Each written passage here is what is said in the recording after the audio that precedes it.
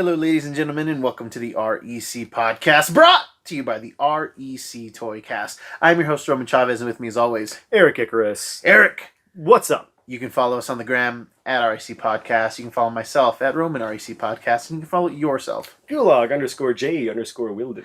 Nice. We're also rocking out over at REC Comics. Check us out over there if you're looking for some comics, collectibles, action figures, and so on. We're putting new stuff up every week. Mm-hmm. And the holidays are right around the corner. True. We're going to have some good deals. We're going to do some good stuff for you guys. Man, how are you doing today? Doing good. How are you? Good, man. Good. Got us a nice. Good. Thank you. I'm feeling good, man. We got a nice meal in. Today.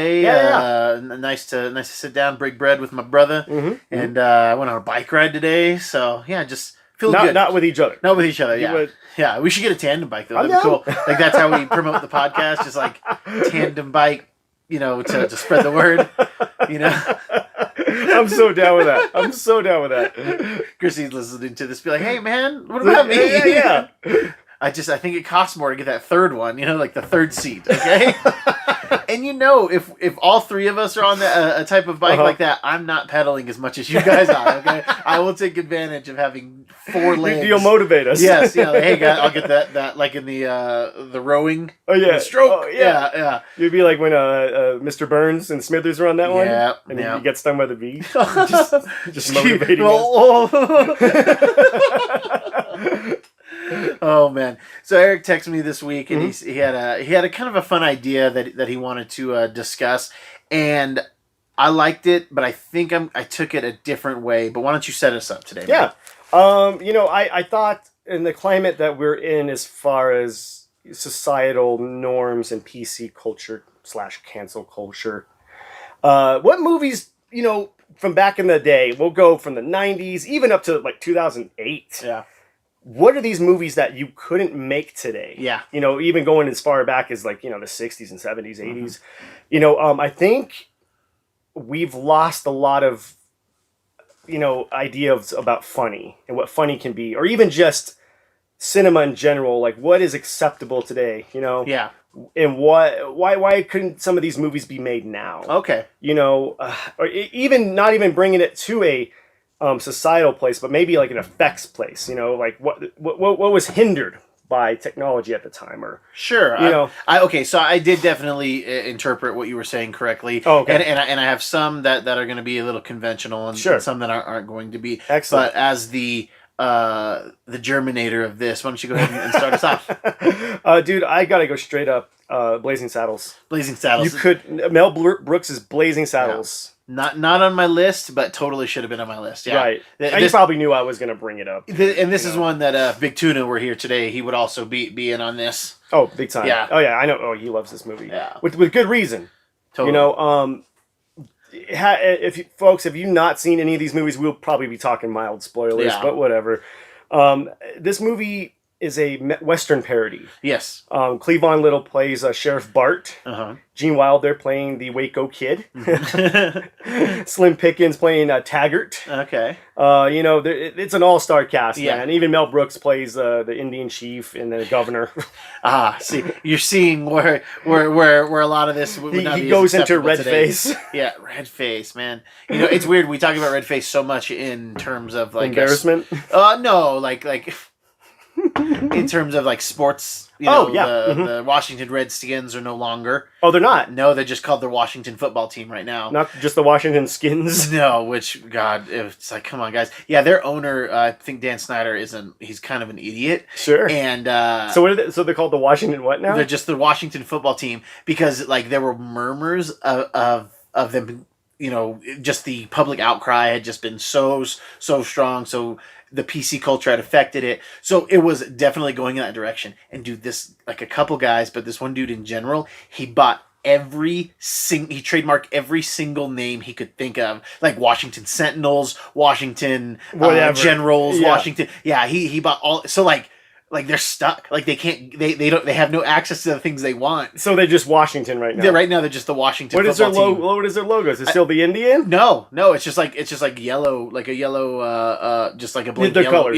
Yeah, just the yellow and the brown and the white. Oh my God! Yeah. I mean, being a Native American, that is a little offensive, but whatever, man. I mean, I always thought it was funny when these Native American groups were out protesting and chanting, and then it always started raining outside these venues. Yeah. The God dang it. And yeah, like, but at least their logo was more like It's tasteful. it kind of, It was a brave. it looked very Warrior. yes, it looked very good because like what's the baseball team where it's The like Braves. it is the It's a Braves, yeah. tomahawk. That's right. It's just a Yeah. weapon. And they're like mascots, like super like red face and everything. Yeah. And then isn't there the Chiefs? Yeah, the Chiefs actually. Yeah, and they're still around, right? Yeah. They're not gone. Yeah, nope. But- Because their emblem is an arrowhead, so Right. you know. I mean, I don't know. I don't know. It's But weird. that is funny that they don't have a name anymore. That Yeah. just cracks me up. Just to dude. watch. See, and you are Native American, and you actually do somewhat pay attention to Native American things, and you didn't even know Nope, this. didn't even know. Oh yeah, back to Blazing Saddles, but it does kind of play into this. Couldn't make this movie now because of the high tension of what race is become in this Yes. country. This movie liberally uses the N-word just Yes. constantly, which if people don't know, Richard Pryor helped write this movie. Yeah. And Richard Pryor to me is the embodiment of comedic integrity.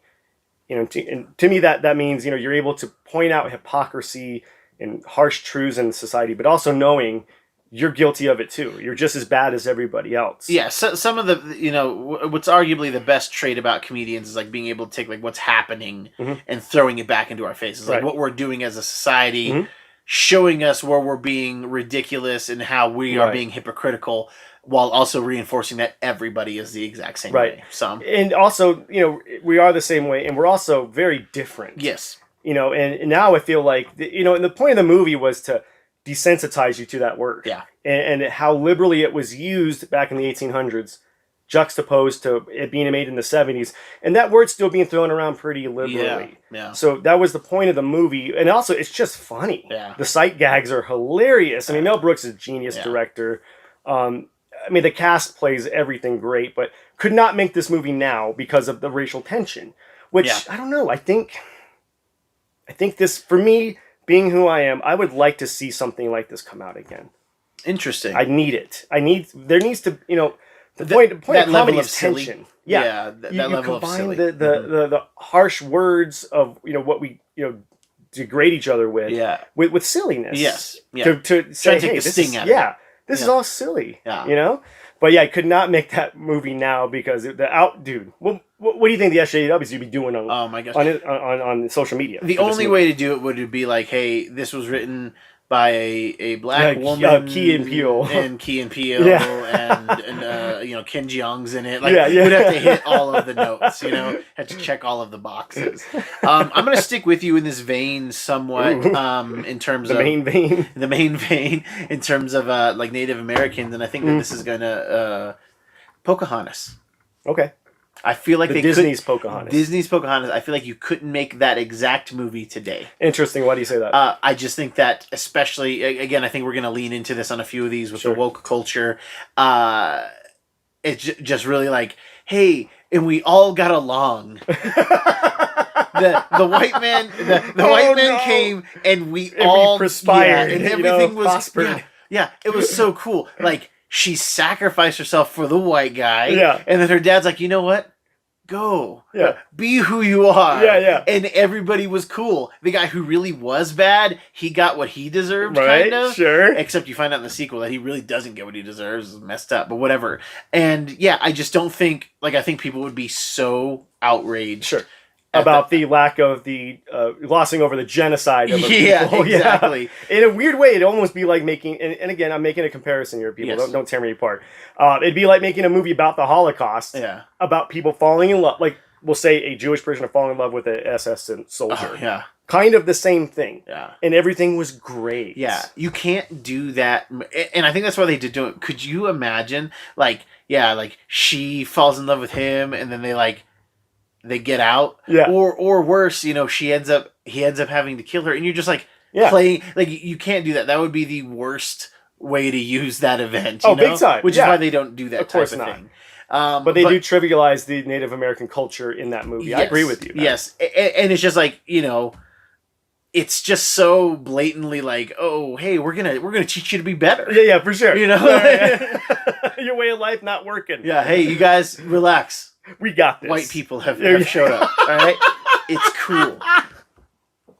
So that was one literally when you texted me the topic, that was the first thing that came up in your head. And me and my kids, we watched them recently, Sure. so that's why I don't think it's all bad. I don't think that movie. I think there's a lot of good representation in Pocahontas. I mean, I just think the love story, glossing over the fact that everything was not kosher, and they do hit a point when they're fighting. There is a war happening, but they do kind of make it seem like, you know, the white man is here to save you. Yeah.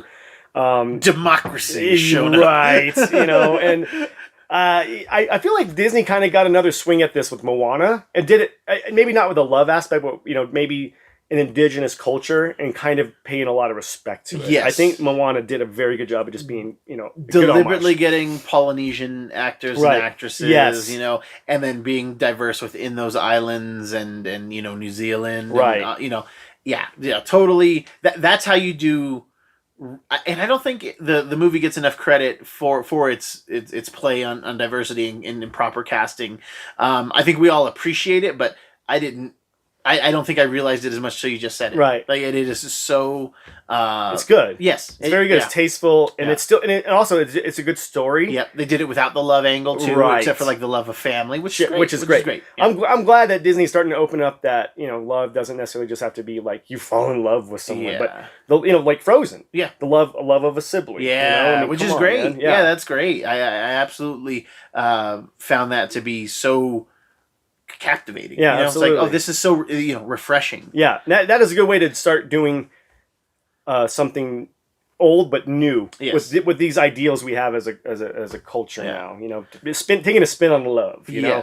But don't get me wrong. I still want to see the old gags that love too. I still like that. I just think it's ran its course for a while. It has, you know? And there is that odd brainwashing of the you know, American female youth as well. So, for sure, that they have to have this odd, you know, expectation. You gotta do this. Yeah, let them I think you just got to, if you're lucky enough to find love, you know, hold on to it and do what you got to do. But yeah, this like forced idea of like, hey, I'm a guy and you're a girl. Let's do this. Yeah, let's love each other. Yeah. We're going to love each other. Yeah, but then they also did kind of hit that with Kristoff. And it was sure.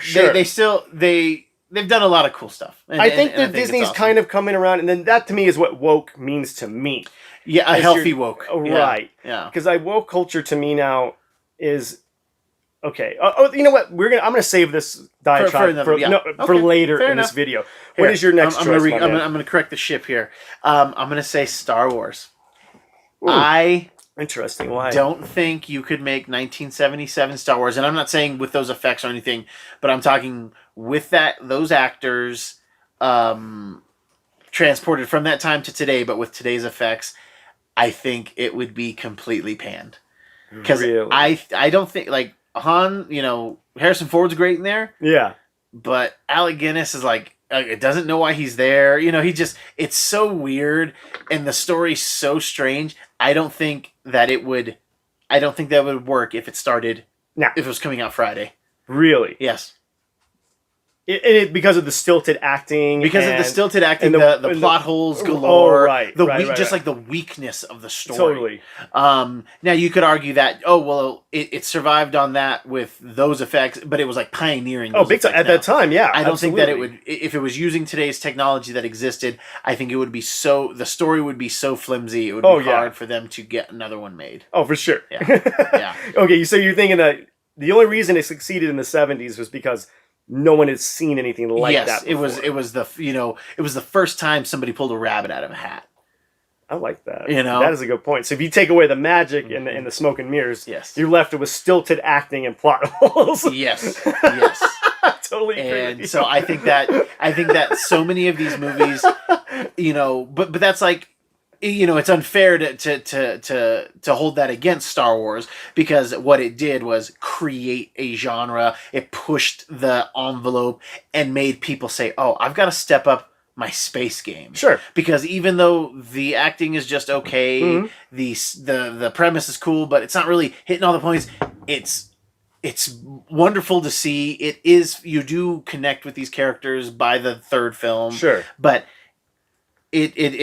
it's a pioneer, but I just think that you couldn't.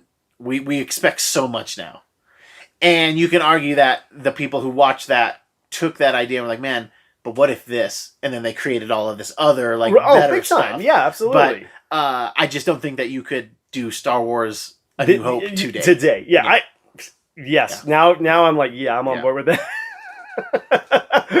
I cannot believe that I'm like turning on Star Wars because I'm like, yeah, I totally believe that. Because even look at the newer ones, they're not holding up very well. No. Like Mandalorian's kicking butt because it's a different premise. Yeah, none of these the second two sagas did anything that furthered the storyline, the technology. If anything, they went back because we knew. Yeah.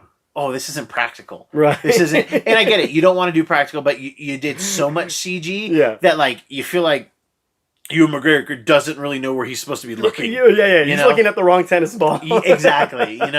So yeah, they didn't innovate with any of these movies where they innovated with A New Hope. Yeah. So if there's no which is why James Cameron is successful even when a lot of his stories aren't fantastic. And they're just plagiarized. They're just plagiarized or regurgitated. But he pushed the envelope with Avatar, and that's why it worked because I would say everything he's done. Every time he does something, he creates new stuff. He does, yeah.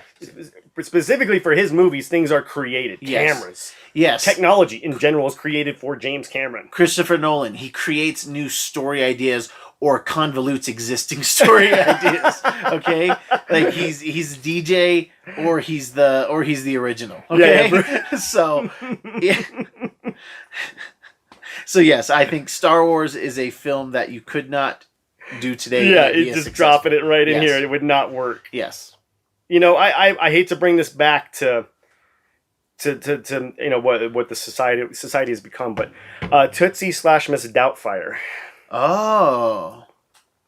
You could not make these movies today because of from what I'm getting from these movies, I'm looking at it through the eyes of somebody who maybe is transgender or has I think the movies kind of trivialize what body dysmorphia is and or the transgender movement. Sure. I don't think that these two movies were doing it maliciously. We didn't know a lot about that at the when those movies came out, but it's sort of like, oh, look at this wacky guy dressing up like a woman. Ugh.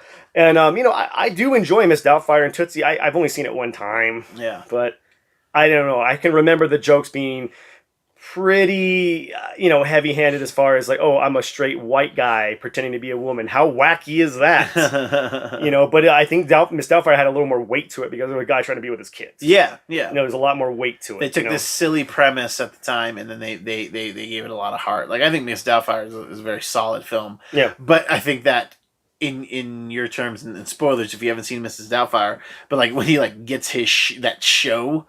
Oh, based on that would never that would not fly out. God, like, no. You couldn't make that a sellable point. No of the film. way, dude. So, I want you to meet Miss Doubtfire. Yeah. I don't know if that was. Was that not English? It kind of went into like an Australian at the end. That's the reboot. Oh, okay. There you go. Okay, I'm Miss Doubtfire, mate. How you doing, Sheila? Oh, this is terrible. I love it. Eric does. You do some good impressions. I can, yeah. But yeah, that one didn't hit for me. That one didn't hit for me. Okay, I would send that back. All right. Well, crikey.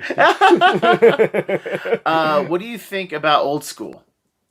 As far as making that movie now, you could never make that movie now. I don't think it could work now. No. I think that it would. If we're talking about the woke type stuff. With the Me Too movement, and these older 30-something guys preying on vulnerable college women. Yes, exactly.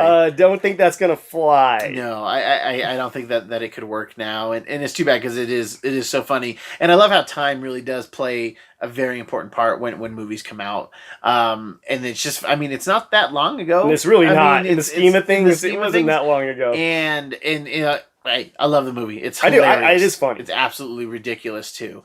But yeah, but that is why we think it's funny. Yes, and again, that's what comedy should be doing. Yeah, exactly. And I think that back then we all had that grasp as a society and as a culture that we could laugh at these movies because they were so ridiculous that this probably would never happen. These 30-something-year-old guys would not have a chance with any of these younger women. Yeah.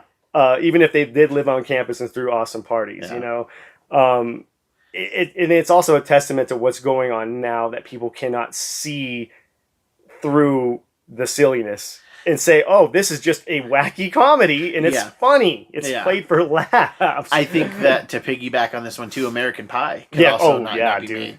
Not be Slash Porky's. Yeah, because I literally saw an ad for like an American Pie movie coming out, and it's like all female driven. Ooh. So I'm not sure what. I like the Yeah. for real. Is they gonna do a female American Pie? Yeah, but I think it's like on a streaming service. It's not like in a theatrical. Oh yeah, thing. no. They learned from the Ghostbusters. Yeah, oh gosh.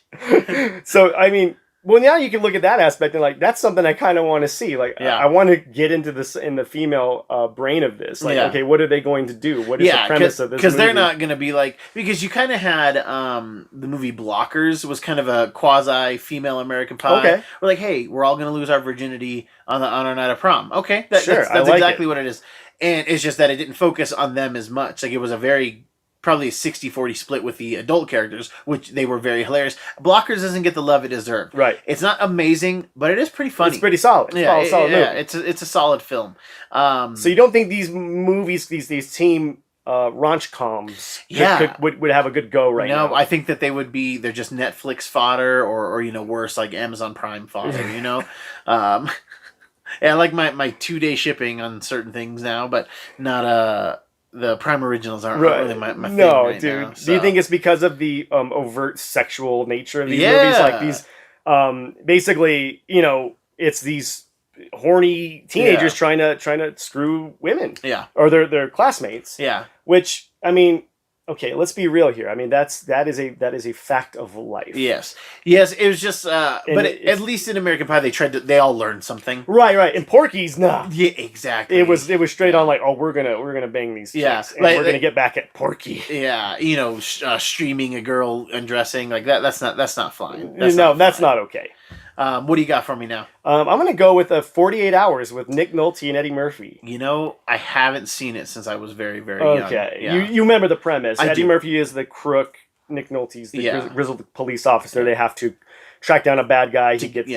So it plays into the overt racism. And again, I hate to keep making this point, but I feel like I have to drive this home because I really want our listeners to see a theme here. Mm-hmm. The point of the movie was this police officer who was a very racist person, and this criminal who hates cops, and they both learn something at the end of it.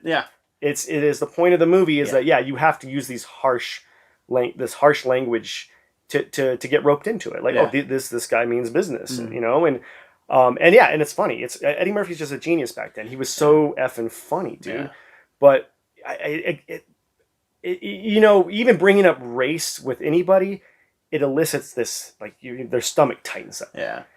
And I don't understand why that's turning into such a thing. Why we can't just handle, like, even if you're telling a true story to your friend or just a group of people, and this Mexican guy walked up to me, like, whoa, what? They get all tense about it.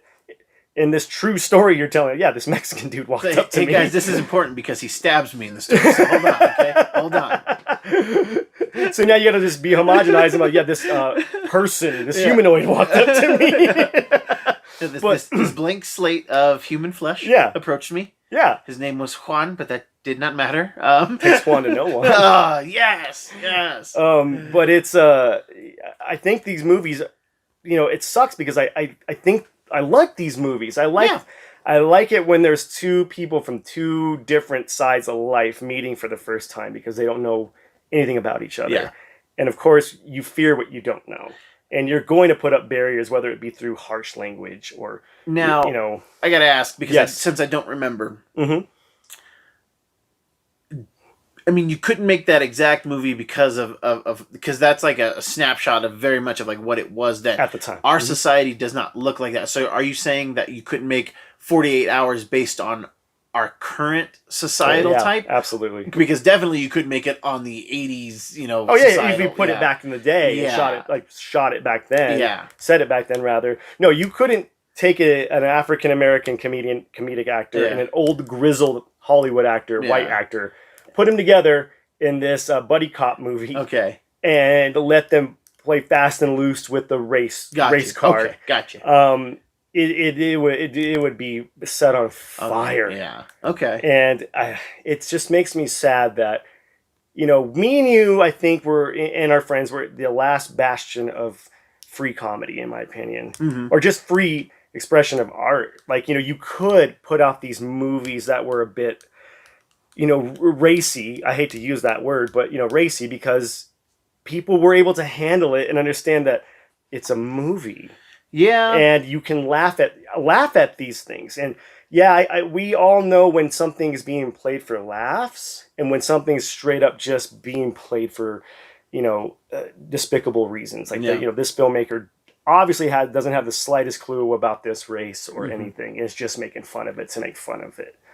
And I think we lost sight of that as a culture. I think I was talking to you about the David Letterman show on Netflix and how he had Dave Chappelle on, and I had never heard this part of him leaving for Chappelle's show, that he was doing a skit. Yeah, and this white guy laughed at it. Like the way he laughed at it was disturbing to him. Like he, instead of Chappelle being in on the joke with everybody, he was the joke at that point. Yeah, and that's what I took from it. Yeah, that was it was interesting. I'd never heard that story before, okay, so I thought that was. Patrice O'Neill said it was Bill Burr. Oh yeah. Which, of course, he was joking. Oh, okay. Yeah, but yeah, Patrice, that was totally Burr. Man. You know that was Burr. Oh man, and Burr calls up and like, that wasn't me. I've got a weird genre of film that I think do it. That it's been a while, okay, and it just kind of came to me while we were talking. But a movie like Sam I Am. Okay. I feel like we're probably done with, Rain Man. I feel like we're kind of done with like the mentally challenged person. Yeah, pretending to be the mentally challenged person. Okay, so you think actors portraying a mentally challenged person might be done. Might be done. And definitely, like, it used to be Oscar bait, and I don't think it's going to be Oscar bait anymore. Interesting. Why? Yeah, because I think that because I think this movie came out and I haven't seen it. It was called Peanut Butter Falcon, and it was with Shia LaBeouf and oh god, I don't know the actor's name, but I believe he was I believe he's mentally handicapped, and like it was really good. It was well received, and you had somebody in that community being able to portray that character, right? Yeah, so I think that there's now doors opened for people who have different disabilities to actually be a leading person in the role. Yeah, like you're not going to have Gary Sinise Lieutenant Dan anymore. Right. Okay. Was this guy named Zach? I don't know what is. Yes. Yeah. That was the character in the movie. I didn't watch the movie, but I know that you've heard that people were saying that it was really was okay good. Because he was actually mentally challenged playing a role for him. So I like, you know what? I hate to bring this movie up because it gets a lot of flack. What's that? The Ringer. With Johnny Knoxville. I've never seen it. I watch it because I'm a Johnny Knoxville fan, man. Yeah. I was a fan since the Big Brother days when he wrote for Big Brother. Yeah. But the movie looked like it was making fun of the mentally challenged. Johnny Knoxville. But there was a lot. Yeah, there was a lot of handicapped people in there. Most of the cast was mentally challenged. Yeah. And I don't even know if we're saying the right PC thing. I think that's fine. Oh well. I mean, if someone correct us if we're not. I don't know other way to use it. But anyway, but I feel like mentally handicapped. Yeah. Whatever. Yeah. Anyway, so it's. I think people got the wrong idea that they were going to be making fun of them, and it actually flipped it and was making fun of Knoxville's character and people in general misunderstanding them. Yeah, like they have to treat them with kid gloves all the time, which the movie proves that you don't. These people, they're just people, and they just function at a different rate or a different level. Yeah, whether most of them are just highly functioning something or other. Yeah. Did you see? You remember that new Predator where they had the predators like hunting down the people with disabilities as the next stage? It was because the autism is a form of a next evolution. Is that what they were getting at? Which I can. It's an interesting idea. That. It just feels really wasted in this sci-fi movie about aliens with dreads hunting people. Yes. Oh my gosh, I have a trailer I need to show you off camera later. Don't let me forget. Okay. But I think you're right. I think the days of actors playing I think afflicted people is gone. Yeah. Because it's almost like, in a weird way, even though they're doing it respectfully, Yeah. it's a parody, because that's what acting is. Unless there are disabled actors in the film or property that have prominent roles as well. Sure. I think if you have that balanced out, but I feel But if like you're imbibing someone's mental state, isn't that just as bad as imbibing their color? exactly, and You I know think what I mean? that's where it would go. Sure. And I couldn't vocalize what I was trying to say there. That's exactly what it is. It's It's co-opting, yes, someone else's mental state, even though you're far from it. and I appreciate like the acting on it, but I it just guess. feels like but it does feel like people do it to get an Oscar. Right. Especially, Yeah. I don't think Tom Hanks did that. I think he actually just took it because he liked the role. Yeah. But anything that came after that, I feel like was very, I can get an Oscar. Yeah, that might have been like the start of it. You know? I think it was. Dude. But that movie's just so good. It is great, man. Like Forrest Gump is still so good. It I watched is, it last year. Yeah. And yeah, it's still just so. I mean, good. I think it kind of started with Gilbert Grape, with Leo. Oh, that's right. Yeah, again, I don't think Leo was being a jerk. No. I think he was just like, oh yeah, this is the part. And Yeah. I'm a young kid in Hollywood. I got to take it. Yeah. But yeah, I think that we haven't seen one in a while, and obviously we didn't bring up Tropic Thunder because we're gonna save clearly that. We need to save that for clearly the end because Tropic Thunder cannot be redone. You couldn't make it, but it's also making fun of that trope in there as well. Exactly. Like it's interesting. It was like, hey guys, it's almost a movie that says, hey guys, this is what's wrong in Hollywood. Right. Why aren't we paying attention to it? While also doing those things. Yeah. And I think you can laugh at these things because that's the point. It's like you said earlier.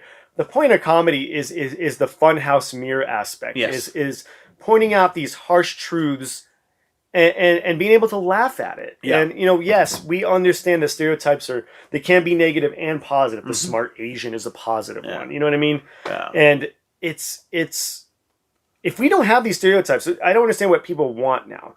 Do they want us all to be the same? We can't point out differences. Yeah. We can't laugh at differences. We can't celebrate differences. If you can't laugh at something, you can't celebrate it. That's how I see it, man. And I feel like people are cutting comedy or just art off at the legs, man. Mm-hmm. If you're putting restrictions on something, just put it out and see how it's received. If people take it the wrong way, they're going to take it the wrong way. Yeah. You can't let things be caged, like ideas, because you can't do Tropic Thunder now. I know why the cage bird sings. Exactly. God, I mean, and it's funny because look, RDJ, Robert Downey Jr. got a Oscar nomination for playing blackface. This was less than 15 years ago. Yeah. No way is that flying right now, dude. No. Oh my God, could you imagine? There is no way. It would be career suicide today. Oh, big time. That same RDJ. Yeah. Again, which is he's fresh out of the Avengers. Yeah. I'm gonna do a comedy with Ben Stiller. He would not. There's no way. Yeah. I mean, even when he was on Rogan. Yeah. And then Rogan, Joe asked him, like, "Do you think you could do that movie today?" And RDJ goes, "You could do it." Yeah. It don't mean it's to be done. Which I think is sad because I think we need more things like pushing boundaries like this. If you can't get over something, you're just putting a Band-Aid on cancer at this point. Fortunately, comedians are pushing it. I think there's more and more doing it, but yeah, we're a weird way. They're not doing it viscerally like Dave. Yeah. Dave Chappelle. I mean, I think he's still going out there doing the dirt for us, Dave Burr is. I think Rogan to a lesser extent. Even Segura. Anthony Jeselnik. Jeselnik, yeah, out there doing it for us, and but they almost get this weird pass because they're playing a character. Yeah, you don't get the Richard Pryors, the George Carlins. That's who they are. Yeah. That is not a stage persona. That is George Carlin. That is Richard. He's got an hour of new stuff to tell you every year. Mm-hmm. But it's sad. This is all very sad to me. Do you have any more in that kind of vein that you don't think could be made today? I think a lot of the, like you say, I like to want to touch back on the Disney things real quick. You couldn't make any of these Disney princess movies anymore. The lack of diversity in all those old school Disney ones. The lack of diversity, the racial insensitivities. To me, that is racial stuff done wrong. When Peter Pan is doing what makes the red man blush or something like that, that is insensitive to me. Song of the South, very insensitive. That I don't think they were playing some of these for laughs. Yeah, but I think they were for that them. Time. Yeah, at that time. That is, and then even if you go back to Breakfast at Tiffany's, Mickey Rooney playing an Asian man, stereotypically being really awful about it. Yeah. And then you know what? bringing that up to kind of present day, Rob Schneider doing that in Chuck and Larry, doing Yellowface in Chuck and Larry. Oh yeah, yeah. That was offensive. Yeah. And that movie's kind of offensive. Yeah. You know, you couldn't. I get a lot of the Sandler stuff. You couldn't do today, right? Even though I think he's still kind of doing it. He's still doing it, but it's like, come on, baby, it's me. It's me. It's Adam Sandler. Yeah. You know, I think to some of your other points, I think the days of straight people playing a gay character is over, which I'm kind of okay Chuck with. and Larry type stuff, yeah, or just even Brokeback Mountain. Yeah, you got these two straight actors playing gay men, and again, I love that movie, and I loved Sean Penn as Harvey Milk. I thought he did a good job. But I think some of these roles should be going to prominent gay actors and actresses out there, because I don't care how good an actor you are, you're not going to be able to get some of that pay dirt, emotional pay dirt. Yeah, exactly. You know what I mean?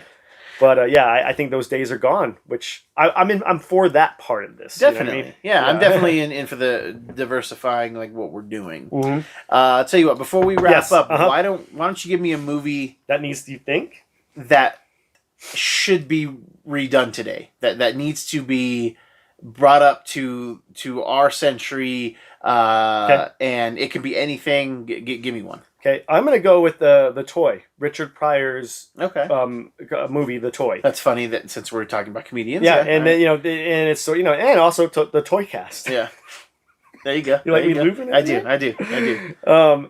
Maybe we should do that for the Toy Cast. Get a black guy. Oh my gosh! See, that's the thing. If anybody's hasn't seen the movie, there's this rich white kid who sees Richard Pryor in a toy store, and his dad tells him that he can get anything he wants in a toy store. Yeah, and he's like, I want the black man. And they buy him. And little do people know Richard Pryor starring and wrote the movie. Yeah. And I think this movie needs to get remade today. Yeah. In light of everything. Yes. Yeah. In light of what we've gone through as a country. Yeah. I'm not saying we need to make light of what's happened, but to make light of how awful this has become. Have Chris Rock do it, or any great actor could do this part. And you don't even need to do it a comedic actor, you know. But I think the movie again was breaking down racial boundaries. Again, Pryor, brilliant at doing race comedy, and I think we've lost sight of that. We were able to laugh at differences, and this was a perfect way to do it. This young white kid who kind of just picked this gentleman out because he needed a friend. That was the point of the movie. Yeah. It had nothing to do with race. He just wanted a friend. Yeah. And Richard Pryor needed a job. Or his character did. Yeah. So I think we need an updated version of this to maybe show the innocence of racism, because sometimes it comes from an innocent place that we don't know about. Yeah. We're just kind of inherently like this. And to maybe juxtapose it with some hardcore, like, a black guy who's been through some real racism, and we can have laughs in between this, man. I love how how most of your lists tonight were very woke racial stuff, big time. And Eric, I'm going to tell you, I want to see a Universal Soldier. I know, bring it on. I want. Okay, why do you think that needs to be an updated? I just think that if we had a better caliber of action actor, somebody who can just convey emotion better than Dolphin and Van Damme. Yes, you know what I mean. With these guys who the language barrier is an issue, and that which makes it hard to emote properly for Americans. Sure, but they were playing. What were they? Cyborgs? They were like. What were they? They were like wiped. Marines or something, but they were enhanced. Yes, and like part of it was I remember they had to like sit in those like bathtubs of ice. Chill down. Because they're all roided up. they were just like sexual tension guys. That's all they were. And I think that just like taking a better spin, like a more modern getting spin. The Rock, maybe. I want like a strong actor. While I like The Rock, I could handle Batista as the Dolph character. Oh yeah. I'm trying to think of somebody who's like kind of a smaller action star right now. Who would Jeremy Renner? Yeah, but he just looks so old. Dang it! Yeah, you're right. His face, you could grate cheese on that face, man. It is. He's got I'm sorry, I don't think Jeremy Renner's good looking. He's got weird hands. All right, does he really? Weird hands. Yeah, he does. Just check him out. He has like really big like fingernails. I'm sorry, guys. I saw in a picture once and haunts my You just dreams. can't ever look at Hawkeye the same. No, it's hard. It's like, man, how do you even how did those big sausage fingers pull back on that bow and arrow? You know. He's like, and I think Wizard of Oz needs a actual real remake. Yes, a real Not remake. not with James Franco on Quaaludes Yes, running around. yes, yeah, Allegedly. yeah. It's I Okay, think so that we could use how that. would you update Wizard of Oz? I just think that we put it in today's time to have a Like the Wiz? yes, but with somebody who's not dangerous. I think I can get what you're saying. I think some of these movies do need an update because the premise is so good. Yes, I don't want the premise lost to time. no, I don't. you I know? don't either. And it's just weird that we haven't gotten a straight screen to screen, big screen remake of Wizard of Oz. I agree with So, that. Yeah, I mean they've tried to do it on the TV Yes. TV movies, Yeah. and it doesn't work. Yeah, it's like you know? what? Who? Nobody owns these rights. It's got to be public domain, It's got to be. or at least something where. And if it's not, the company who has it, Yeah, why wouldn't you want? You just be afraid of make money? it. Yeah, just like make it. It feels like it's a Warner Brothers thing. Yeah, yeah, Just like they're just holding on to it. yeah. Like no, this is all we got. So I think, gets Zack Snyder to direct. God, that would be just my luck. Zack Snyder's Wizard of Oz. Come on, and dude. I like Zack Snyder. It's just this is this whole How- Snyder come on, cast, I want guys. a Wizard of Oz Snyder. I could see it now. Man. All right, you're angry at my blood. That's our show, The guys. slow motion run down the road, Just fighting down the yellow brick the road. monkeys coming. Yeah. Out. Just like messing them up. Kids, if you like what we're doing, please hit that subscribe button. Don't forget to hit the little bell as well, so you get notifications. Eric, Yes, do you have sir. any final thoughts for us? I Today? do. The world is very tense right now. Yes. But in light, especially now. Yes. In light of what's going on with the election, and just be kind to each other out there, Yeah. straight up. And it's okay to laugh. Yeah. Straight. Don't be afraid to, be dangerous. Okay. Yeah. In a very intellectual way. I'm trying Yeah. to say, be dangerous. Ask questions. Question things. Yeah. Be good to each other out there. Give Pocahontas Don't be a give Pocahontas another chance. All right. Yeah. Hashtag It's, don't be a dick. Kids, thank you so much for watching and listening. I've been your host, Roman Chavez. I'm still Erik Icarus. We will catch you on the next podcast.